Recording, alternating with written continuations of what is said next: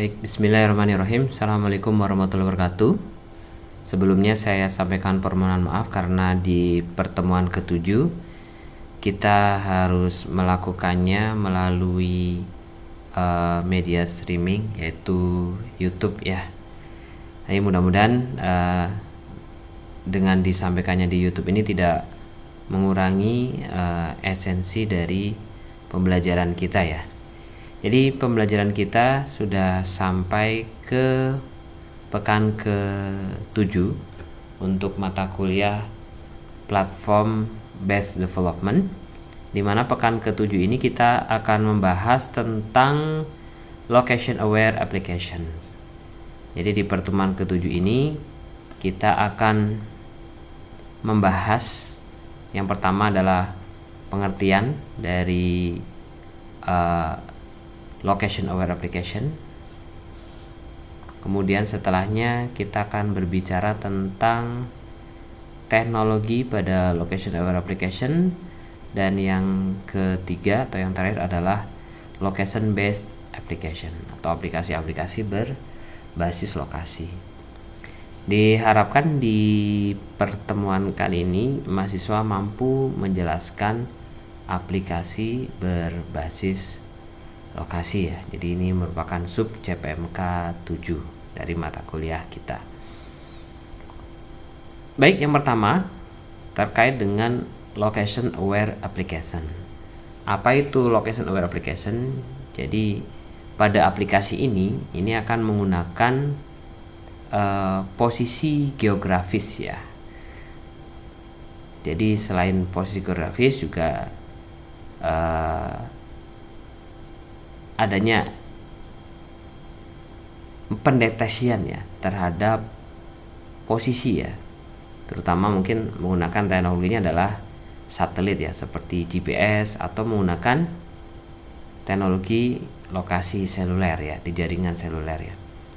Karena memang saat ini trennya hampir setiap aplikasi gitu ya memanfaatkan lokasi ya untuk aplikasinya itu. Nanti kita akan cerita aplikasi-aplikasi saja sih yang kemudian menggunakan location aware application. Baik. Kemudian teknologi apa yang digunakan pada location aware application? Jadi ada 3 jenis teknologi ya. Yang pertama adalah teknologi lokasi, kemudian teknologi konektivitas, dan yang terakhir adalah teknologi informasi geografis. Baik, yang pertama adalah teknologi lokasi gitu ya. Di teknologi lokasi ini sebetulnya secara garis besarnya tadi juga kita sudah singgung di pengertian. Yang pertama adalah menggunakan namanya GNSS atau Global Navigation Satellite System. Jadi dengan GNSS ini akan menyediakan cara yang paling tepat untuk menentukan lokasi perangkat secara mandiri, yaitu menggunakan teknologi yang namanya Global Positioning System atau GPS. Dan hampir semua smartphone ya yang kita temui saat ini sudah menggunakan sensor GPS ini. Nah, bagaimana caranya sebuah handphone atau GPS ini bisa menentukan ya lokasi kita ada di mana? Jadi sebetulnya handphone atau handset dengan GPS ya, itu kemudian akan menerima sinyal GPS dari satelit. Satelitnya bisa jadi tidak hanya satu, bisa jadi lebih daripada satu satelit ya. Dan presisinya untuk yang GPS ini sebetulnya ada radiusnya sih sebetulnya. Cuman kalau menggunakan yang lebih banyak GPS satelit ya, maka lokasinya akan lebih presisi. Dan lokasi GPS ini kemudian bisa dimanfaatkan oleh aplikasi berbasis lokasi. Berikutnya adalah cellular positioning. Jadi kalau cellular positioning ini adalah berdasarkan antena pemancar terdekat atau base station, ya, atau disebut juga cell ID. Nah, kalau dibandingkan dengan GPS, maka untuk BTS ini simpangannya atau radiusnya akan lebih luas ya. Jadi ketepatan si user ada di mana itu akan lebih presisi menggunakan GPS. Tapi kadangkala ketika kita tidak mendapatkan sinyal GPS, tapi kita mendapatkan sinyal terdekat dari cellular positioning, maka kita dapat memanfaatkannya. Selanjutnya adalah Wi-Fi positioning. Nah, sebetulnya seperti Apple, kemudian Google, itu dia mendukung ya pemanfaatan untuk posisi Wi-Fi. Jadi nanti si lokasi perangkat ini dapat ditentukan menggunakan wireless access point terdekat gitu. Jadi dia akan membuat database ya yang memetakan titik akses yang unik ke lokasi GPS yang sudah ditentukan oleh pemindahan WiFi ya. Nah, nanti kemudian meskipun tidak ada lokasi GPS, tapi karena sudah dipetakan ya bahwa access point ini adalah dekat dengan GPS tertentu ya, maka kemudian bisa dimanfaatkan. Atau kemudian dipadukan gitu antara WiFi dengan GPS, maka kemudian akan lebih maksimal. Baik, itu terkait dengan teknologi lokasi. Berikutnya adalah teknologi konektivitas ya, atau menggunakan jaringan. Nah, jaringannya apa saja konektivitasnya kalau kita memanfaatkan location aware application? Yang pertama adalah jaringan nirkabel. Tentunya Anda sudah familiar dengan ini ya, dari mulai nano, ban, PAN, personal area network. Jadi ini area network, local area network, campus area network, metropolitan area network. R itu apa ya? Nanti Anda bisa cari di Google. Kalau WAN itu wide area network ya. Istilahnya ini lebih cakupannya lebih luas. Jadi dengan teknologi jaringan nirkabel atau wireless ini itu akan menghubungkan perangkat ke server ya, bisa melalui internet dan lain sebagainya. Berikutnya teknologi konektivitas selain wireless adalah menggunakan jaringan seluler sebetulnya ya. Jadi menggunakan radio gitu ya. Jadi akan mengirimkan informasi antara perangkat seluler dalam jaringan seluler. Kenapa disebut seluler? Karena dia menggambarkan pola sel ya, radio area geografis yang kecil yang dibuat di sekitar BTS atau menara atau antena gitu ya. Nah, kalau kita lihat teknologinya dulu awal ada 2G, kemudian 3G ya. Ini sudah speednya kalau kita minimal harus pakai yang 4G lah gitu supaya speednya lebih baik gitu ya. Atau nanti yang teknologi yang sekarang sih sudah ada ya, beberapa vendor handphone sudah menggunakan 5G. Artinya speednya akan lebih kencang, teknologinya akan lebih baik gitu. Tapi kalau untuk yang 5G baru beberapa provider ya yang menyediakan jaringan ini dan speednya cukup baik. Oke. Selanjutnya adalah teknologi yang dimanfaatkan pada location aware application, tentunya adalah namanya teknologi informasi grafis atau sistem informasi geografis.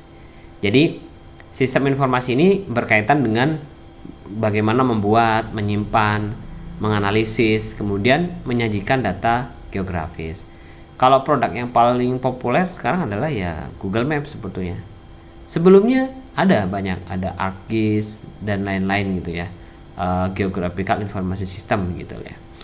Nah, kalau saat ini yang paling populer yang menggunakan Google Maps, dan API-nya bisa kita beli ya, atau application interface-nya kita beli, kemudian kita bisa manfaatkan di pemrograman yang kita pakai ya, entah misalkan Android kah atau iOS kah gitu, sehingga kita tidak perlu repot-repot ya sebetulnya ya buat peta dan sebagainya, karena sudah disediakan oleh Google Map. Jadi kalau kita lihat sistemnya adalah layer-layer seperti ini gitu, ada data layernya, kemudian data source ini data jalan misalkan, terus ditambahnya data building atau gedung, vegetasi atau tumbuh-tumbuhan, baru kemudian disatukan. Kalau Anda lihat ya sekarang, kalau Anda buka map.google.com ya, Anda juga sebetulnya bisa mau tampilannya satelit kah atau tampilannya jalan saja kah, itu sesuai kebutuhan karena memang sudah dibuat layering.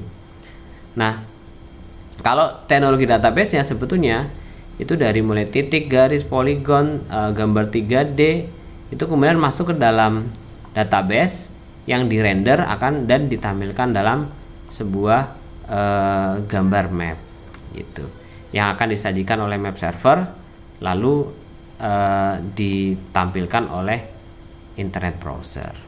Oke. Baik, yang terakhir ini adalah location based application. Apa itu location based application? Yaitu aplikasi-aplikasi yang berbasis lokasi.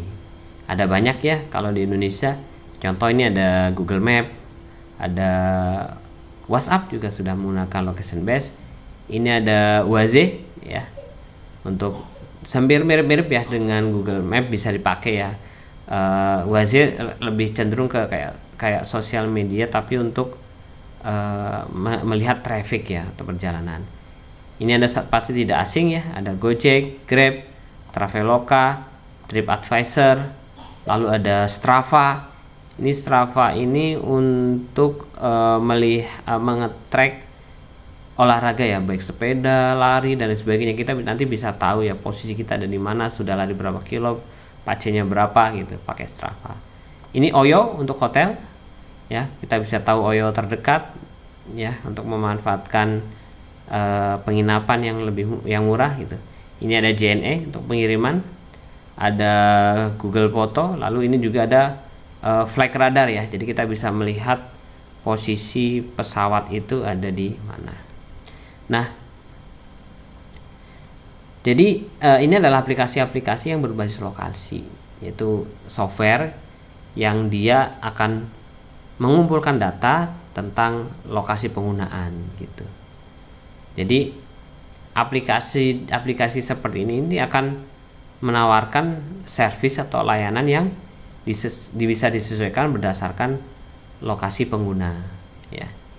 Oke, ada ya banyak tipe-tipe aplikasi ya yang memanfaatkan location based ya, baik itu aplikasi navigasi dan pemetaan, kemudian pelacakan lokasi, check-in dan ulasan itu seperti TripAdvisor, Traveloka, aplikasi perbankan ya itu memanfaatkan lokasi juga, lokasi e-commerce apalagi ya, contoh misalkan kita begitu login dia sudah tahu bahwa oh ternyata kita ada di daerah Karawang contohnya. Periklanan, pengiriman yang mirip Uber itu ada Grab, Gojek, aplikasi cuaca, dating ya, Kencan, kita bisa tahu, kita bisa pilih ya, kasih informasi yang terdekat dengan kita wilayah Indonesia.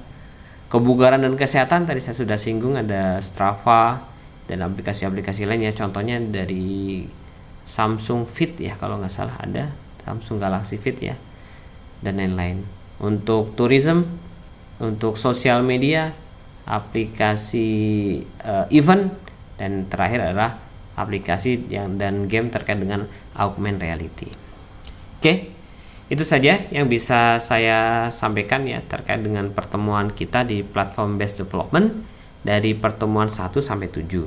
Nah, saya ingin sampaikan bahwa ada tugas ya untuk Anda, tugas latihan ya. Jadi latihan untuk Anda saya sudah upload di e-learning ya. Ada nanti di pertemuan ke-7 ada kuis ya, silakan Anda kerjakan, ada 10 soal. Batas pengerjaannya 3 kali maksimal submit ya, tapi tidak ada batas waktu di setiap pertanyaan gitu ya. Tapi yang jelas Anda submit, kemudian besoknya mau submit lagi karena mungkin dapat menemukan jawaban, karena mungkin Anda mendapatkan jawaban yang berbeda misalkan, nah itu Anda punya maksimal 3 kali pengerjaan gitu ya. Soalnya soal-soal yang ada di materi ya, semua ada di materi. Jadi Anda bisa lihat soal-soalnya ya. Ini soal-soalnya apa itu platform, kemudian di CMS itu apa dan lain sebagainya, materinya semuanya ada. Anda nanti tinggal lihat ya di e-learning, materinya juga sudah saya upload ya, dari pertemuan 1, pertemuan 2, kemudian pertemuan 3 ya, sudah ada semua. Oke, Anda bisa download, bisa disatukan kemudian untuk menjawab persoalan. Dan jangan lupa ya, untuk tugas 1 dari platform based development, kalau saya lihat yang baru mensubmit tugasnya 4 orang saja gitu ya. Saya harap yang belum silakan untuk mengerjakan ya, karena sebagai nilai tugas Anda.